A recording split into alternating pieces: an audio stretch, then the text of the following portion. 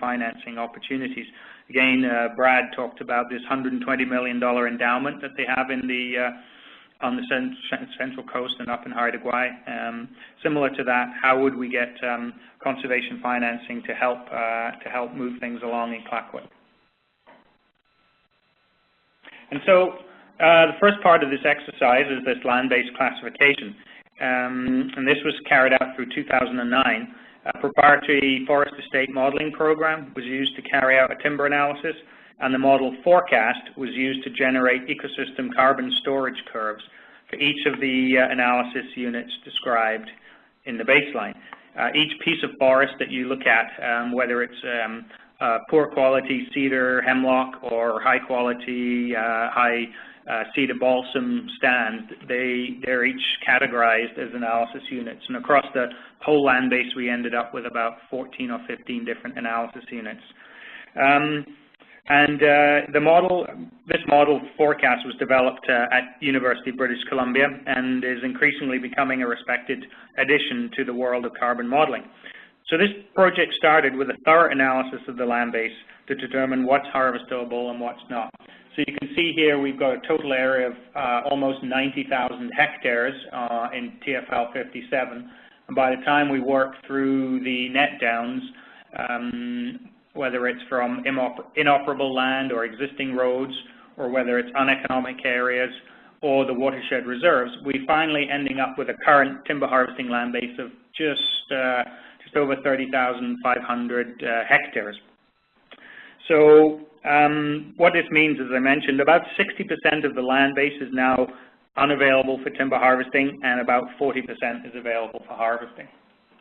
What that looks like in terms of the watersheds, since this is an exercise that's concerned with land use issues and the long-term future of old forest, and since the region is already split into watershed plans and watershed planning units by the scientific panel, this is how we've looked at the analysis. And so in the graph you can see there, the light green areas are areas that are no longer available for harvesting under the watershed plans.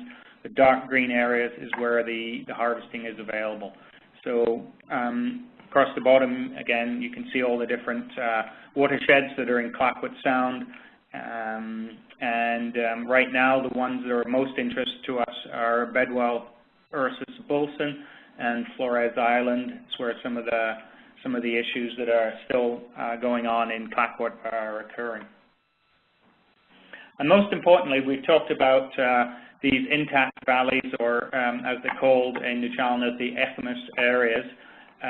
Where are these areas? And the map, the graph that we're looking at here, the bright green areas, are the areas that are currently available for timber harvesting in these EFMIS lands. And so, in other words, those are the areas that are contentious in terms of the ENGOs, and for a number of the First Nation community members themselves don't want to see timber harvesting in these areas.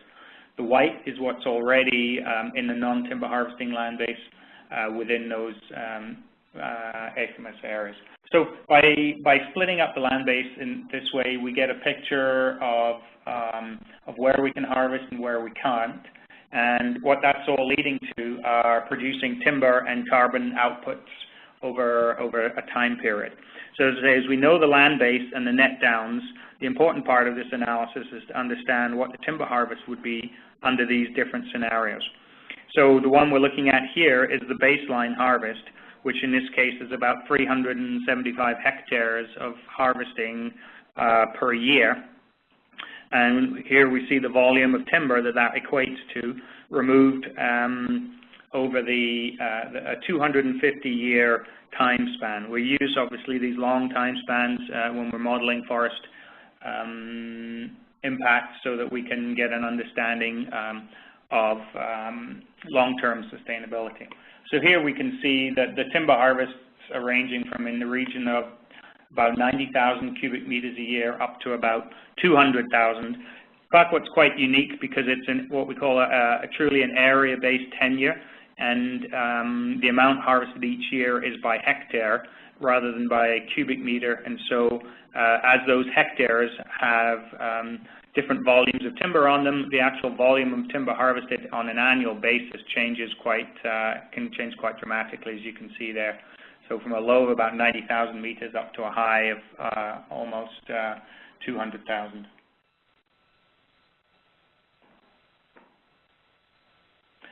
Now, most importantly, because we're talking about carbon and carbon offsets here, what does that mean in terms of carbon?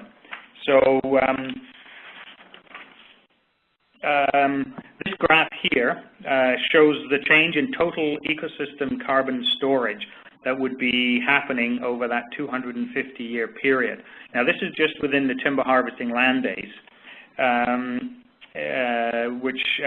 so it mimics what's happened in the previous graph, that timber harvesting that we saw there.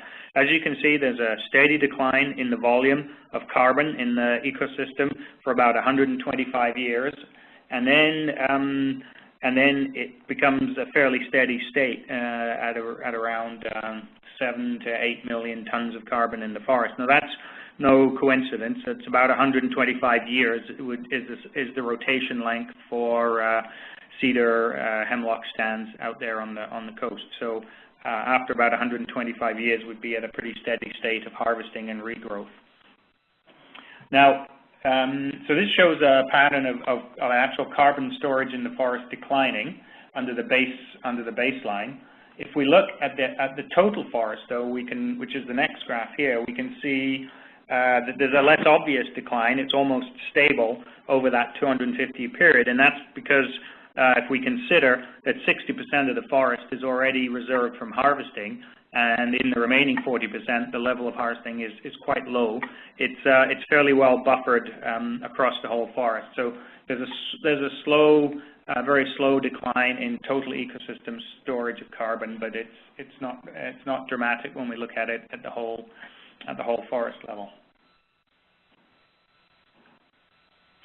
And as we come now towards the most important part, when we start thinking of our interest is in what happens around the differences between the baseline scenario and then our chosen management scenarios. What happens to the volume of carbon in the ecosystem?